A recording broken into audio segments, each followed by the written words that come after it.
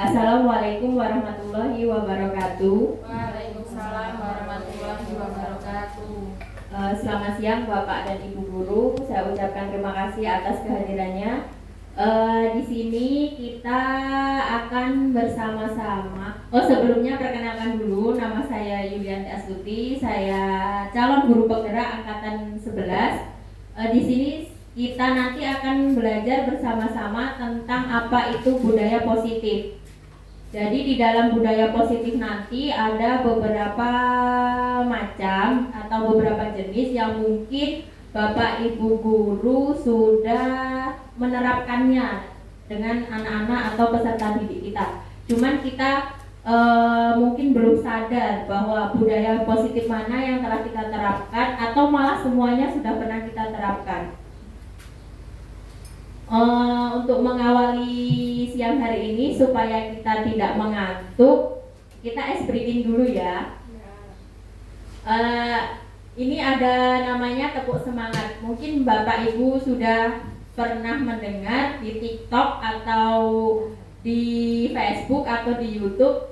Nanti kalau saya bilang tepuk semangat, prok prok prok, terus dang dang dang, ding ding ding, dung dung dung, se, aha aha ma, aha aha ngat, aha aha semangat. Bisa ya Bapak Ibu ya? Bisa. Ding ding ding, dung dung dung, dang dang dang, ding ding ding, dung dung dung. Ada banyak versi. Ada banyak versi. Boleh berdiri sebentar Bapak dan Ibu guru?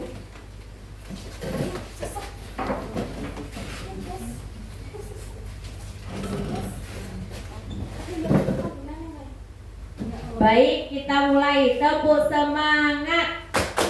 Dang dang dang, ding ding ding, dung dung dung, dang dang dang, ding ding ding, dung dung dung, se, aha aha ma, aha aha ngat, aha aha semangat. Tepuk tangan untuk kita semua. Terima kasih Bapak Ibu guru. Sekarang kita lanjut ke materi.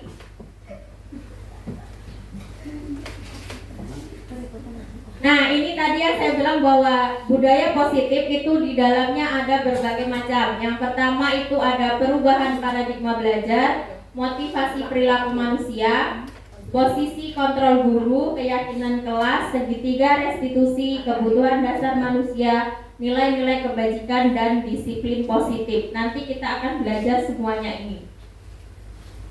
Yang pertama, pembelajaran dengan paradigma baru. Pembelajaran dengan paradigma baru merupakan pembelajaran yang dirancang berdasarkan prinsip pembelajaran berdiferensiasi. Mungkin saya tanya sedikit, Bapak Ibu guru ada yang tahu pembelajaran berdiferensiasi itu seperti apa?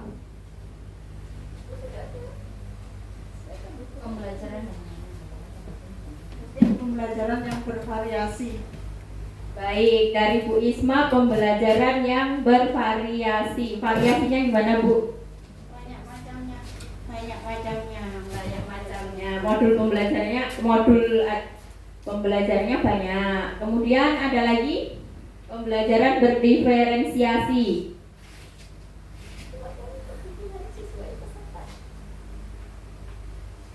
Pembelajaran yang disesuaikan dengan kebutuhan peserta didik.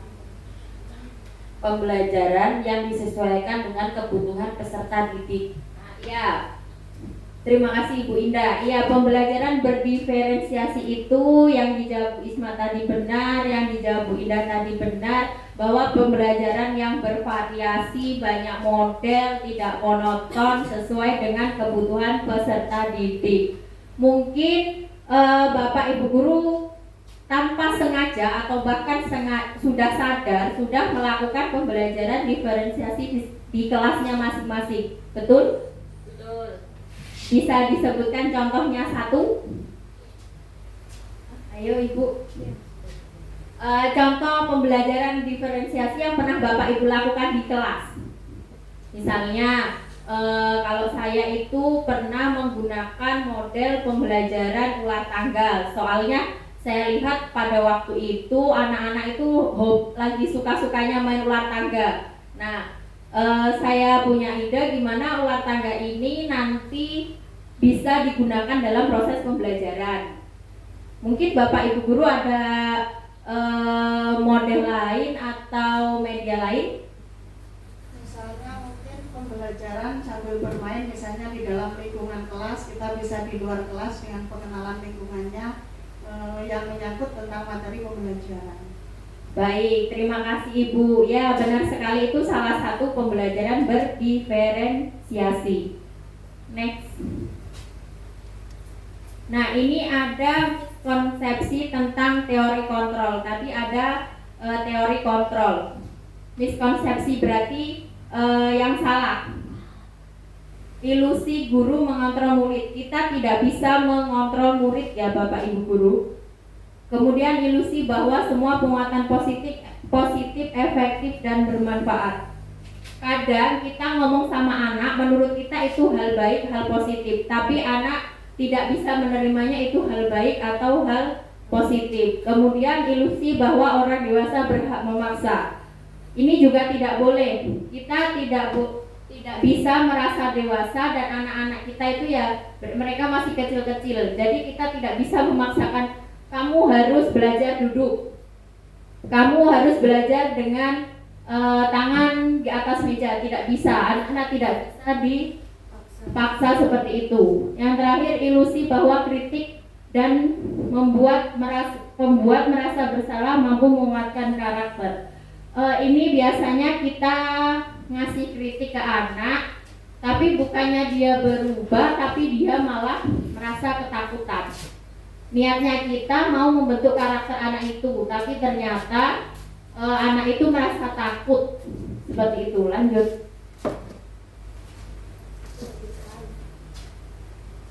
Bagaimana mengubah yang teori tadi, yang miskonsepsi tadi menjadi dari stimulus respon menjadi teori kontrol. Yang pertama, realitas kebutuhan kita sama.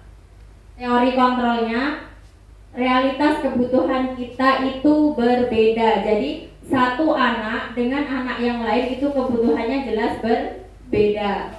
Yang kedua, semua orang melihat hal yang sama. Teori kontrolnya, setiap orang memiliki gambaran berbeda. Misalnya kalau di kelas itu anak kita kasih gambar garis satu, mungkin ada yang mengira itu huruf satu, ada yang mengira itu L, ada yang mengira itu garis lurus, jadi tidak bisa disamakan. Kita mencoba mengubah orang agar berpandangan sama dengan kita. Ini juga tidak bisa kita lakukan karena teori kontrolnya kita berusaha memahami pandangan orang lain tentang dunia. Kemudian stimulus responnya, perilaku buruk dilihat sebagai sesuatu kesalahan. Teori kontrolnya, semua perilaku memiliki tujuan. Misalnya kalau anak-anak itu memukul temannya, bukan berarti itu hal salah. Siapa tahu dia diganggu temannya tadi. Jadi tidak semuanya itu adalah suatu kesalahan. Kemudian orang lain bisa mengontrol saya. Hanya Anda yang bisa mengontrol diri Anda. Jadi yang bisa mengendalikan diri kita sendiri, mengendalikan peserta didik itu adalah diri mereka sendiri. Jadi kita tidak bisa mengontrol apa kemauan anak, apa kehendak anak. Kemudian pemaksaan ada pada saat bujukan gagal. Teori kontrolnya, kolaborasi dan konsekuensi menciptakan pilihan-pilihan baru. Dan yang terakhir, model berpikir menang atau kalah. Teori kontrolnya, model berpikir menang-menang, tidak ada yang kalah. Kemudian lanjut ke disiplin positif. Kita ambil yang sebagai pendidik, tujuan kita adalah menciptakan murid yang memiliki disiplin diri, sehingga mereka berperilaku mengacu kepada nilai-nilai kebajikan universal dan memiliki motivasi intrinsik dalam perubahan perilaku ke arah yang lebih baik. Jadi sebagai pendidik kita memiliki tujuan itu ya. Lanjut. Nilai-nilai kebajikan. Nilai-nilai kebajikan itu adalah nilai yang disepakati bersama lepas dari suku, bangsa, agama, bahasa maupun latar belakangnya. Jadi nilai-nilai yang dibuat bersama tanpa membedakan suku, agama, bahasa maupun dari mana asalnya kita. Contoh nilai kebajikan. Yang mungkin yang sering kita dengar adalah profil pelajar Pancasila. Ada beriman dan bertakwa kepada Tuhan Yang Maha Esa dan berakhlak mulia, berkebinekaan global, gotong royong, mandiri, kreatif, dan bernalar kritis. Ini yang dua ini contoh yang lain. Yang sering kita dengar itu biasanya yang profil pelajar Pancasila. Kemudian yang selanjutnya ada kebutuhan dasar manusia. Kebutuhan dasar manusia adalah segala sesuatu yang kita lakukan untuk mendapatkan apa yang kita inginkan. Seluruh tindakan yang kita lakukan memiliki tujuan tertentu dan semua usaha terbaik yang kita lakukan memiliki tujuan tertentu. Dan usaha yang terbaik yang kita lakukan adalah dalam rangka agar kebutuhan dasar kita terpenuhi. Kebutuhan dasar ini ada 5. Yang pertama bertahan hidup, yaitu makanan, pakaian, tempat tinggal, keamanan, dan kesehatan. Yang kedua kasih sayang, rasa diterima, dipedulikan, berbagi, kerjasama, menjadi bagian kelompok. Biasanya ini terjadi kalau di dalam kelas. Biasanya anak-anak atau peserta didik itu ada yang merasa kehilangan kasih sayang sehingga dia itu bahasanya ngalem sama gurunya. Itu sebenarnya kebutuhan dasar manusia yang bagian kasih sayang dan rasa diterimanya itu kurang. Jadi dia mencari-cari perhatian, terus mencari-cari kesalahan biar diperhatikan sama gurunya. Kemudian yang ketiga penguasaan. Di situ ada harga diri, keinginan untuk dianggap, memimpin, berprestasi, diakui dan didengar. Yang berikutnya kebebasan. Kebebasan yaitu ada mandiri, memiliki pilihan, mencoba hal baru, mampu mengendalikan arah dirinya. Nah, pada saat pembelajaran, siswa itu juga harus dipenuhi kebutuhan dasarnya yang berupa kebebasan. Jadi jangan semua apa yang terjadi di dalam kelas itu kehendak dari gurunya. Jadi siswa juga bisa menentukan pilihan mau belajar yang seperti apa. Jadi kita sebagai guru itu memberi kebebasan, tapi tetap dalam pengawasan guru. Kemudian yang terakhir kesenangan. Ada yang bermain, humor, antusiasme, dan tertawa. Ini juga harus kita terapkan dalam pembelajaran agar kebutuhan dasar siswa kita yang berupa kesenangan ini terpenuhi. Apakah ada Bapak Ibu guru misalnya di kelas siswanya yang tidak senang? Tidak ada, semuanya senang ya.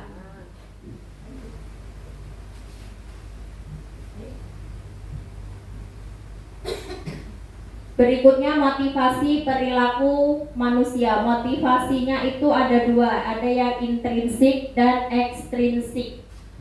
Yang intrinsik itu menjadi orang yang mereka inginkan dan menghargai diri sendiri dengan nilai-nilai yang mereka percaya. Yang ekstrinsik untuk menghindari ketidaknyamanan atau hukuman, untuk mendapat imbalan, penghargaan dari orang lain. Jadi dia melakukan sesuatu itu. Kalau yang intrinsik berarti dia menginginkan dari dirinya sendiri agar lebih dihargai dan dihormati oleh orang lain. Tapi kalau dari motivasi ekstrinsik, dia melakukannya karena takut dihukum. Dia melakukannya karena butuh imbalan. Itu yang ekstrinsik. Jadi motivasi itu ada 2, intrinsik dan ekstrinsik.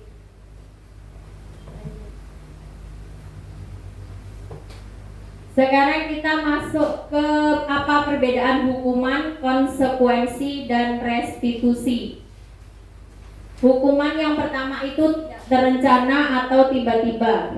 Kalau konsekuensi terencana atau disepakati sesuai peraturan. Jadi kalau tidak terencana, misalnya ada anak-anak yang melanggar, kita lihat spontan kita ngasih hukuman dia. Nah, kalau konsekuensi itu disepakati sesuai peraturan. Jadi peraturannya apa? Kalau kamu melanggar ini, harusnya kamu bagaimana? Tapi kalau hukuman, sekali kita melihat siswa itu melanggar, langsung kita jatuhkan hukuman tanpa ada kesepakatan bersama.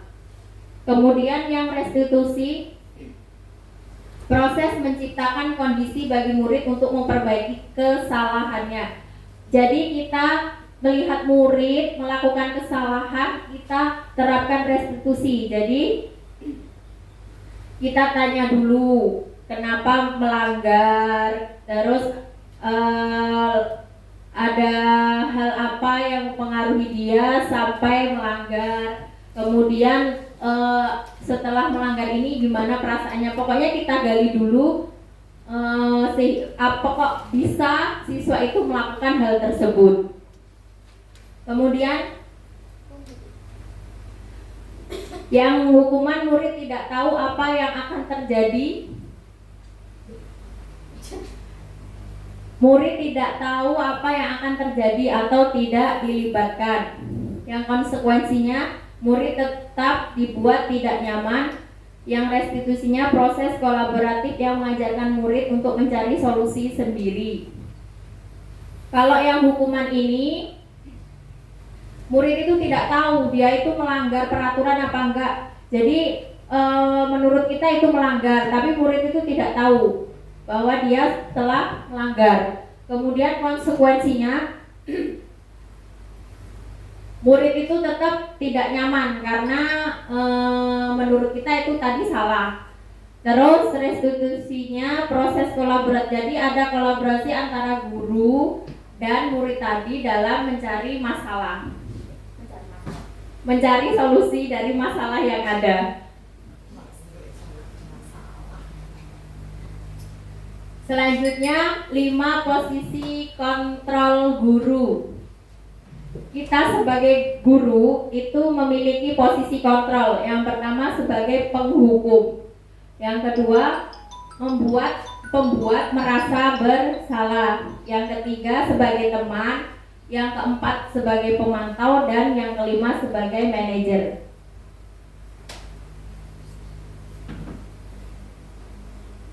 Ini ada contoh penerapan 5 posisi kontrol guru. Kasusnya, siswa tidak memakai atribut lengkap saat upacara bendera. Yang tadi 5 posisi kontrol, salah satunya ada yang penghukum. Contoh penghukumnya, siswa itu yang tidak memakai atribut lengkap tadi, hormat pada bendera selama 1 jam. Itu posisi kita sebagai penghukum. Kemudian yang kedua, pembuat merasa bersalah. Kita ngomong sama siswa tadi yang melanggar, itu berapa kali ibu bapak guru harus memberitahu kamu, tetapi kamu selalu mengecewakan bapak ibu guru. Itu posisi kontrol kita sebagai guru, sebagai pembuat merasa bersalah. Jadi siswa yang tidak memakai atribut lengkap tadi merasa bersalah dengan kata-kata yang kita ucapkan tadi. Kemudian sebagai teman, posisi kontrol kita sebagai guru di sini sebagai teman. Ayo dong ikuti aturan sekolah, tolong bantu bapak dan ibu guru ya sekali ini. Ya sudah, tidak apa-apa, lain kali jangan sampai berbuat seperti ini lagi ya. Nah itu kita posisi kontrolnya sebagai teman. Jadi siswa itu kita anggap teman. Kemudian yang selanjutnya sebagai pemantau. Kamu sudah melanggar peraturan sekolah, kamu tahu konsekuensinya. Setelah pulang sekolah kamu beli atribut ya, dan jangan diulangi lagi. Nah itu kita sebagai pemantau. Yang berikutnya sebagai manajer. Apakah kamu tahu kesalahanmu? Kira-kira bagaimana kamu memperbaiki kesalahanmu? Sebagai manajer, berarti kalau dalam sebuah perusahaan itu ada manajer, ada anak buah. Anggap saja kita manajer, terus anak-anak kita tadi anak buah. Nah, bagaimana kalau ada anak-anak kita yang melanggar? Sebaiknya kita sebagai manajer itu seperti apa perlakuannya? Nah, di sini ada contoh yang Bapak Ibu guru bisa isi. Yang pertama, saya kecewa sekali dengan kamu. Kira-kira ini posisi kontrol yang mana? Membuat merasa bersalah. Pembuat merasa bersalah. Gimana Bapak Ibu? Membuat merasa bersalah. Betul ya? Ya. Betul ya? Ya. Lanjut. Masih ada lagi. Kamu tidak pernah benar melakukannya. Kita berada di posisi kontrol yang mana?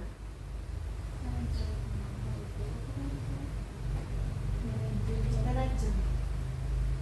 Manajer? Ya. Boleh kembali yang ke tadi nggak apa-apa Bu Indah. Dari yang pertama nggak apa-apa. Itu manajer. Ini penghukum, membuat merasa bersalah, teman, Oh, pemantau. pemantau, manajer. Jadi yang ini Pemantau. pemantau. Lanjut.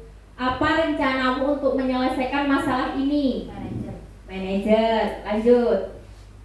Ayolah lakukan demi Bapak Ibu ya. Teman. Itu paling gampang ya yang teman. Kamu tidak pernah mendapat nilai jika tidak mengerjakan tugas. Penghukum. Sebagai Penghukum. penghukum. Nah, sekarang kita masuk ke keyakinan kelas. Mengapa kok keyakinan kelas bukan peraturan kelas? Ada yang tahu? Nah, kalau peraturan itu harus ditaati setiap siswa, kalau keyakinan itu disepakati bersama. Kalau peraturan itu harus ditaati setiap siswa, sedangkan kalau keyakinan itu sesuatu peraturan yang disepakati bersama. Oke, baik. Ada yang mau menambahkan lagi? Kalau menurut saya mungkin kalau peraturan itu benar dibuat bersama untuk disepakati bersama. Kalau keyakinan itu mungkin timbul dari hati nurani masing-masing. Ya, baik. Terima kasih jawabannya Bapak Ibu. Ya, mungkin sedikit cuplikannya seperti itu. Kalau peraturan itu dibuat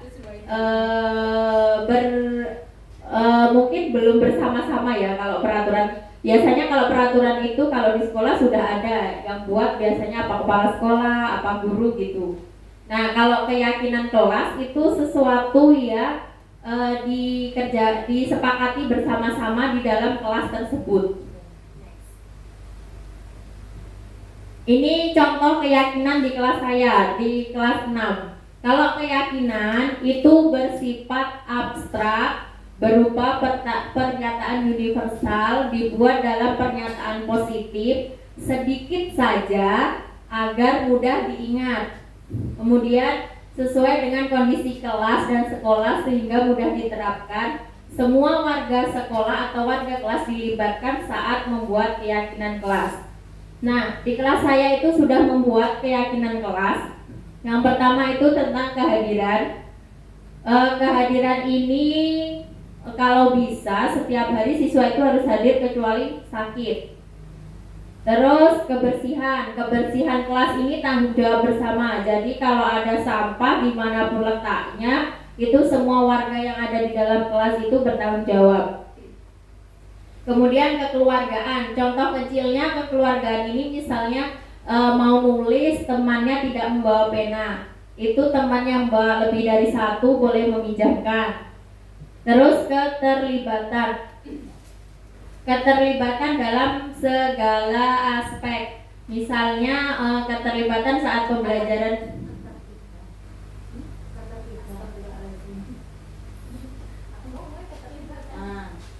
Maaf diralat, ketertiban. Nah, menjaga ketertiban di kelas itu kan menjadi tanggung jawab bersama-sama. Kemudian keaktifan siswa yang di dalam kelas itu mengikuti pelajaran diharapkan untuk meningkatkan keaktifannya. Yang terakhir kenyamanan. Dalam kelas itu bagaimana caranya kita meningkatkan kenyamanan saat berada di dalam kelas. Kemudian lanjut lagi kita budaya positif yang segitiga restitusi. Segitiga restitusi itu adalah suatu proses dialog yang dijalankan oleh guru agar dapat menghasilkan murid yang mandiri dan bertanggung jawab. Segitiga restitusi ini ada 3, namanya juga segitiga. Yang pertama, validasi tindakan yang salah. Yang kedua, menstabilkan identitas. Dan yang ketiga, menanyakan keyakinan. Ini untuk yang menstabilkan identitas. Berdasarkan prinsip membuat kesalahan adalah bagian dari proses pembelajaran. Contoh kata-katanya, kalau kita melihat siswa itu melanggar. Yang pertama, berbuat salah itu wajar. Itu adalah menstabilkan identitas. Kemudian tidak ada manusia yang sempurna. Kemudian Bapak Ibu juga pernah melakukan itu. Bapak Ibu tidak mau mencari siapa yang salah, tapi Bapak Ibu ingin mencari solusi dari permasalahan ini.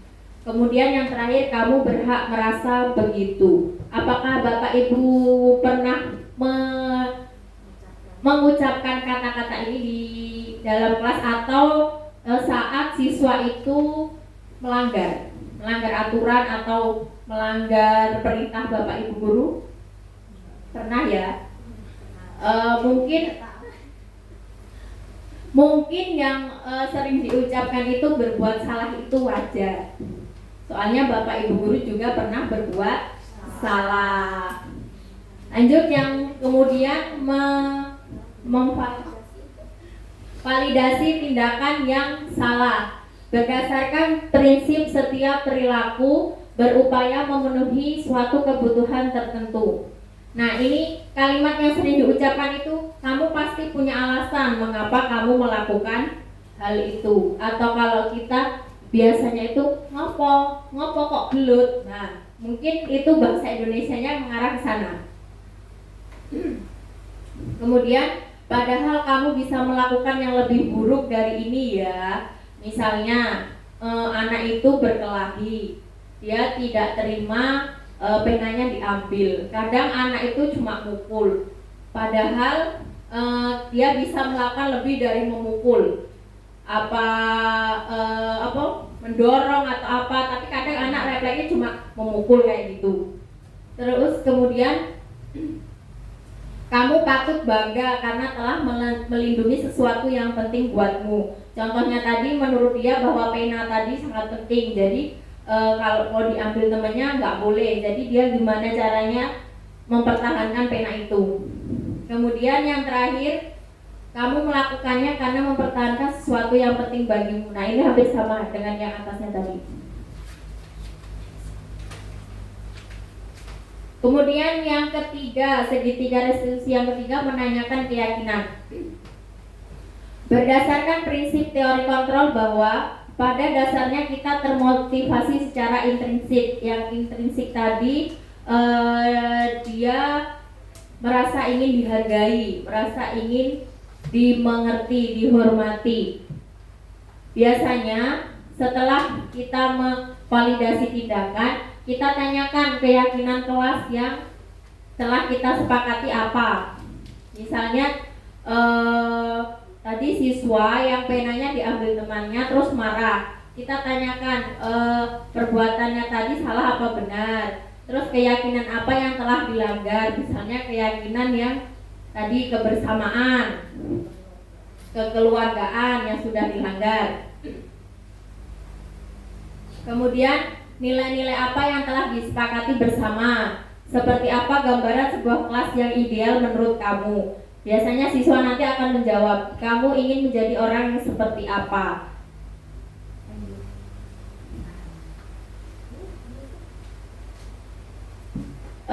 Yang ini yang terakhir, berarti ini yang slide terakhir. Dalam penerapan program disiplin positif, hendaknya guru memiliki standar kepribadian, profesional, dan sosial. Baik di mana guru mampu merefleksi dirinya dalam posisi kontrol saat ini sebagai manajer yang menuntun murid-muridnya menjadi insan yang mandiri, merdeka, dan bertanggung jawab. Baik Bapak Ibu, ini slide yang terakhir. Bolehkah saya meminta jawaban Bapak Ibu guru? Kita refleksikan apa yang telah saya sampaikan tadi. Mungkin 3 orang. Jadi gini, apa yang kita pelajari hari ini? Bisa dijawab mungkin 3 orang. Terus kemudian apa yang akan kita lakukan setelah mendapat materi ini? Salah satunya materi tadi yaitu ada 2 macam motivasi. Yang pertama motivasi intrinsik dan motivasi ekstrinsik. Mungkin tindakan kita setelah mengetahui tentang ini, kita dapat merubah cara kita ke peserta didik menjadi lebih baik ke depannya. Terima kasih, tepuk tangan dulu buat Bu Ismawati. Kemudian 2 lagi saya minta refleksi hari ini.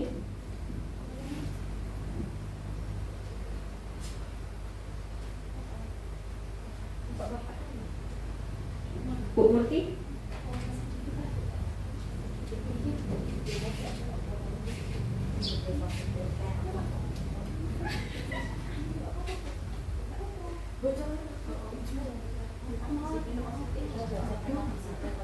Kita harus punya kesepakatan kelas untuk anak kita, bisa. Memang keyakinan kelas mau kan? Nah, kita bisa membentuk anak kita mempunyai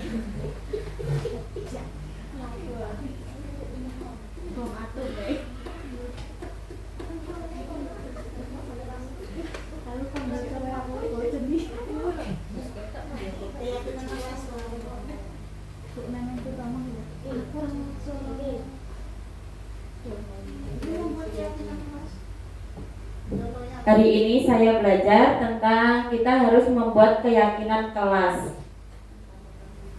tentang ketertiban, kekeluargaan, dan lain sebagainya. Kemudian kedepannya saya akan menerapkan keyakinan kelas itu satu persatu di kelas saya. Baik, terima kasih. Satu lagi mungkin.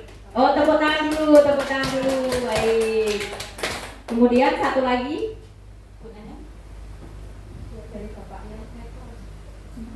Bapaknya malu-malu. Kita bisa menjadi manajer yang baik untuk anak didik kita. Jadi manajer ya.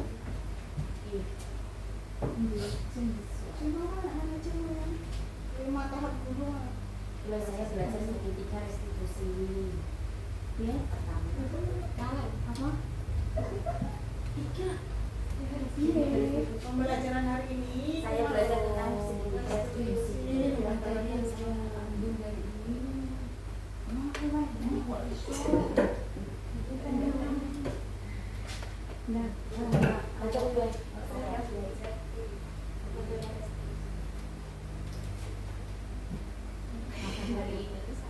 Hari ini saya dapat belajar yaitu tentang bisa menjadi teman untuk murid-murid kita. Menjadi teman kedepannya untuk kedepannya agar Belajar kita lebih baik. belajar kita lebih baik. Terima kasih. Tangannya Bapak Ibu guru, terima kasih, jawabannya luar biasa. Terima kasih waktunya. Semoga apa yang saya sampaikan tadi sedikit banyaknya bermanfaat bagi Bapak Ibu guru. Sebelum saya tutup, boleh kita tepuk semangat sekali lagi. Sambil duduk atau berdiri boleh, gak apa-apa. Oh, sambil duduk aja ya, gak apa-apa. Baik, tepuk semangat. Dang dang dang, ding ding ding, dung dung dung, dang dang dang, ding ding ding, dung dung dung. Ser, aha aha, mat, aha aha, mat, aha